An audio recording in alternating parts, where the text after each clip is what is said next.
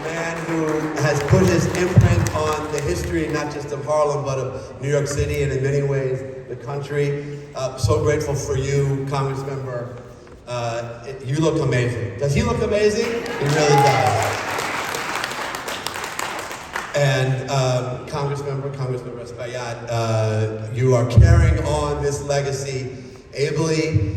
The way you bring people together across this diverse district continues to inspire me. Can we have another big round of applause for Congressman Adriano Espaillat? You know, Congressman, when they sang the Black National Anthem at the Super Bowl, there were a lot of right-wingers around the country who attacked the NFL for that. It's a reminder that outside of our bubble here in Harlem, we face some real challenges. We need to stand up now and celebrate Black history, because there are leaders around the country who are trying to deny that history, who are trying to block it from being taught in our schools.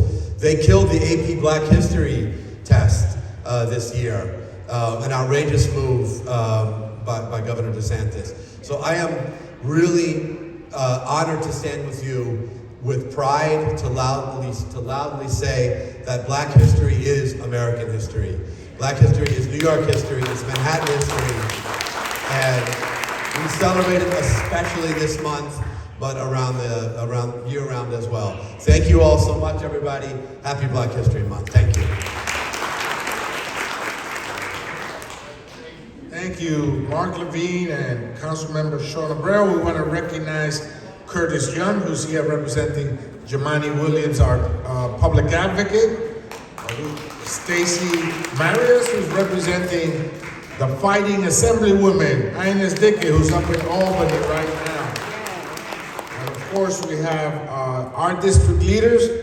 Hilda Solomon, one of the great district leaders here in East Harlem. And Ernestine Bell Temple. All right, Ernestine's here also with us. And let's hear now, I know that he's doing a great job at taking guns away from the street. At the end of the day, when you have a tragic shooting in one of our corners, it is a gun that does it. And so we gotta retrieve them, we gotta bring them back, whether they're ghost guns or handguns or semi-automatic weapons that should be banned altogether. We gotta fight to retrieve them, to take them off the street. And we save lives when we do that. Let's bring to the podium now our great district attorney, Alvin Bragg. Congressman is so humble because he left out his leadership in DC on guns. So I want to first salute him and thank him for convening us today and all of his leadership, but particularly in the gun space. He is carrying bills on ghost guns, Congress Member, and is a dear partner on all we're doing. And it's a Black history moment. It's a racial justice issue, gun violence. 97% of shooting victims in New York City are Black or Latino. That just hits you, 97%. So when we're talking about gun violence and getting guns off the street, that is advancing the work that those who have gone before us to uplift our history. It's very much of a piece with that. I want to just salute our honorees. I want to start with Chief Obe, who is, that's right. A phenomenal partner in gun violence and everything else we're doing to keep Upper Manhattan in particular safe. And she does it with perseverance, poise, and precision. And she's been serving this community for so long, so known to so many of us. And I just wanted to lift up, some of the results, because I think we should be talking about it more. In Manhattan North, shootings were down 26% last year than the year before. Y'all can clap for that. That's something right there. That is a significant contribution.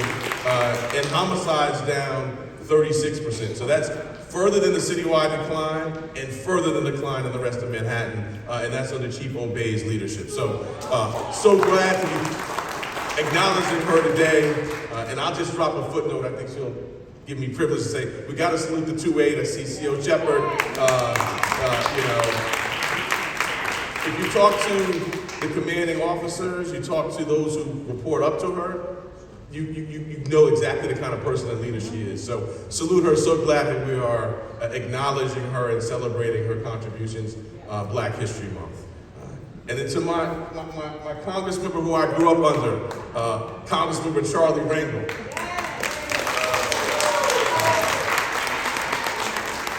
I don't know a Harlem without Congressman Rangel. I don't. And to see him lead really my entire youth, to have someone like that to look up to as a model. And it is just a truism. Congressman Rangel will say, people talk about me as the first Black district attorney. There's no me, there's no Ken Thompson, there's no Eric Adams, there's no, keep on going with the sentence, without his leadership paving the way. So when we talk about living history, that is living Black history inspiring us every day. And then we're honoring the family of and the late Reverend Dr. Calvin Butt III. When I was about 8 years old, God ordered my steps and took me to the Abyssinia Baptist Church.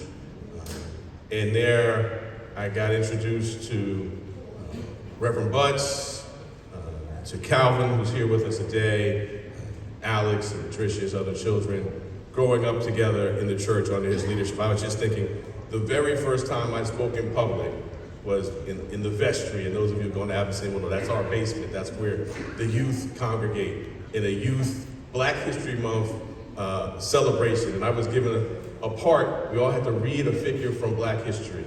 And the figure I was given was Reverend Butt. I will never forget that.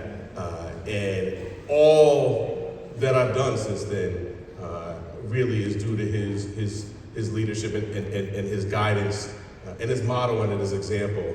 And so a lot has been said, and I could talk about my dear late pastor for hours. Calvin told me to be short, so I'm not going to do that. But what I do want to say, as we're here, and Calvin's here, and Tiffany Ellis Butts is here, is as we salute him and his legacy and the imprint. He officiated my wedding. He came to visit me every year in college. We have to pause and just thank the family for sharing him with us, for sharing him with us in that way. So, my brother Calvin, I love you. And I'm going to stop there before I start to tear up and just say, Jackie Rowe Adams' voice said it all. She channeled James Weldon Johnson, our great lyricist. We got to keep going. We got to march on. We got to learn what the dark past has taught us in our history. We have to keep on going shoulder to shoulder as we face that rising sun of our new day begun. God bless you. Thank you, D.A. Bragg. We have with us today Peggy Shepard from WEA. Peggy Shepard from WEA. And Shati Mitchell from Community Board 10. Welcome also. And now, let's hear from this special person.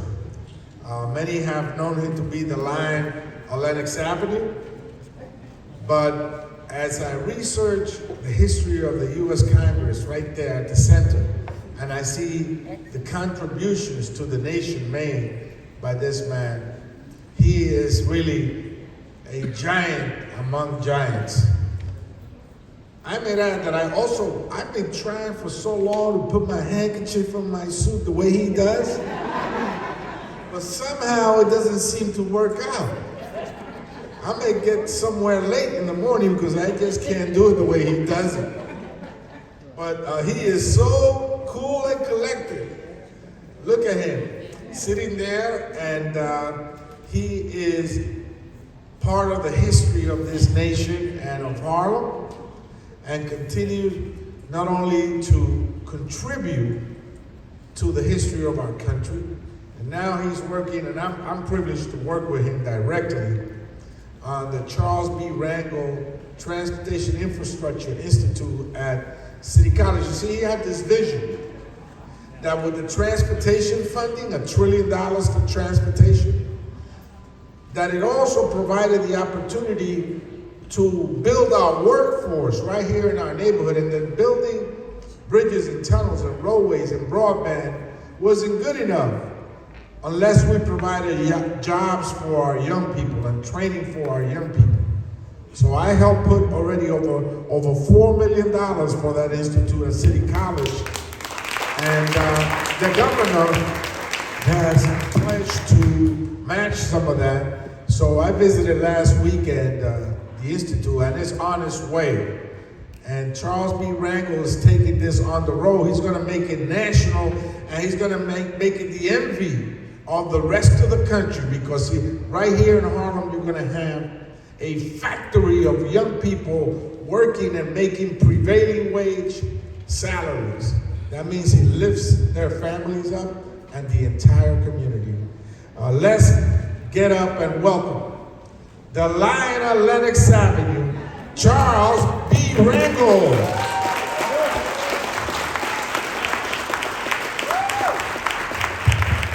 All right, I think we can hear it. Thank you, Congressman. This is almost as good as being at the Apollo being introduced. Listen, I won't be long, but I do want to take this opportunity first to thank Adriano. You know, when you served in the Congress for 46 years, and you've been honored to follow in the great footsteps of Adam Clayton Powell, and you put those years together, 26 years by Adam, 46 years by Rangel. People wonder what will the transition be like. And I can share with you that I've known what it's been like for my community not to have a member in Congress. And we do have a member. And this Rangel dream, it may sound good, as my grandkids would say, that's great, Pop, but what the hell is infrastructure? It ain't nothing but a dream. And that is that every once in a while, this nation looks at itself and says we have to improve. And we haven't done this since the 50s.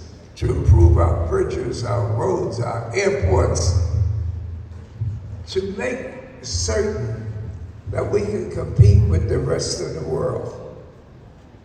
Infrastructure, just like national security, ain't got no time to be prejudiced. We need everybody we can find to train them so that one day their color won't mean a damn thing as long as they got a couple of dollars to get what they want to aspire. And so, as far as this old man's dream is concerned, I want to publicly thank Espaillat for carrying this forward, and you ain't seen nothing yet. Because you can say what you want about Trump, but when we had the great Obama, so many people were crying on Lenox Avenue how good God was. But God didn't tell us that underneath those slimy rocks were races that were just waiting for Trump to come out to let them know what they talk about blacks and Jews and people of color in this country. So we got a message.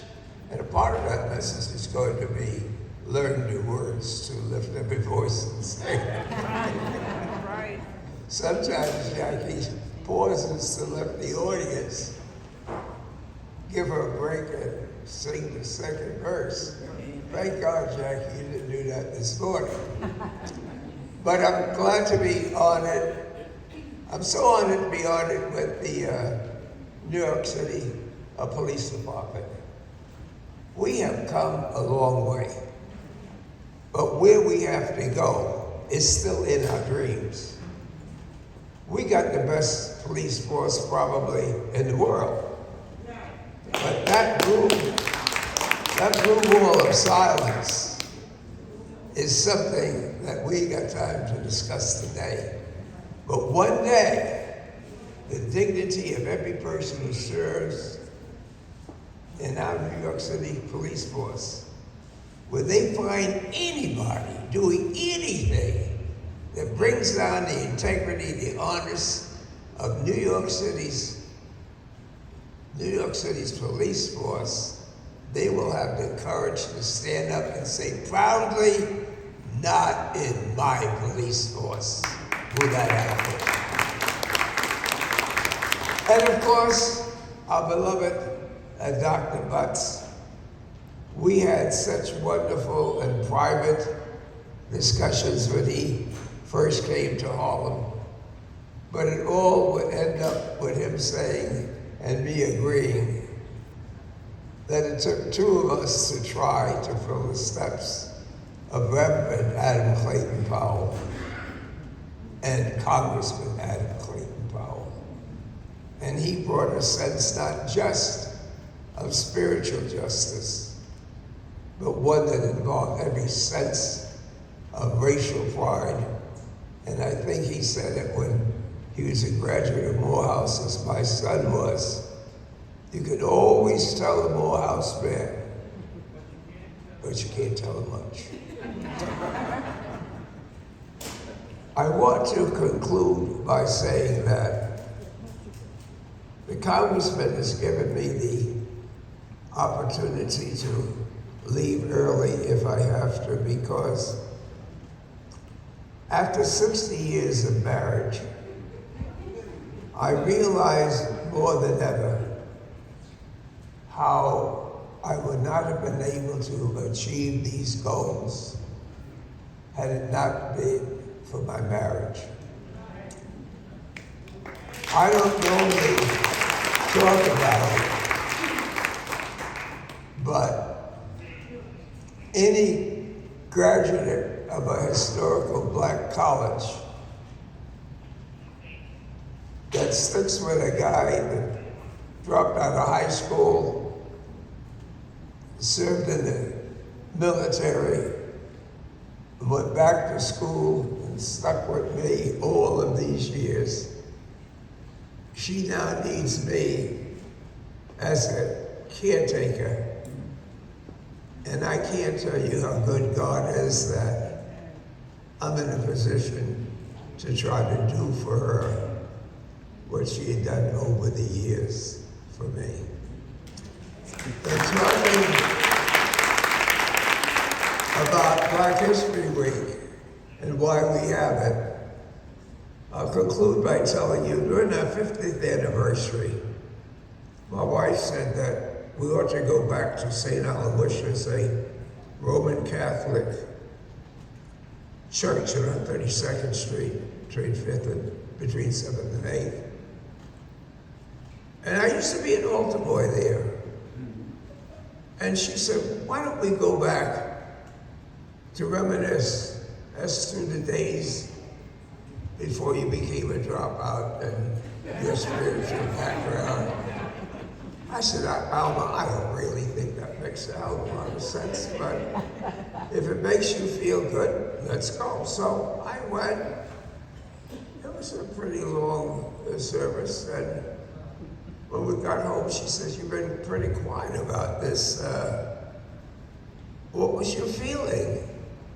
Seeing people in the altar that you served and wearing the costumes. I said, well, Alma, I looked up and saw the mural on the ceiling, and God was still there, old white man with white beard, little white babies, angels were still flying around, who I remember as a kid.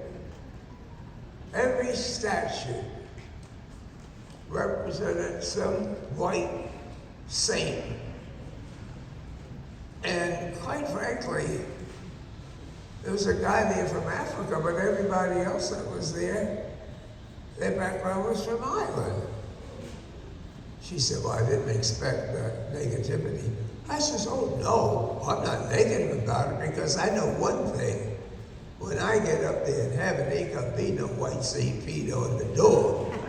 They're telling me that I have to wait in line.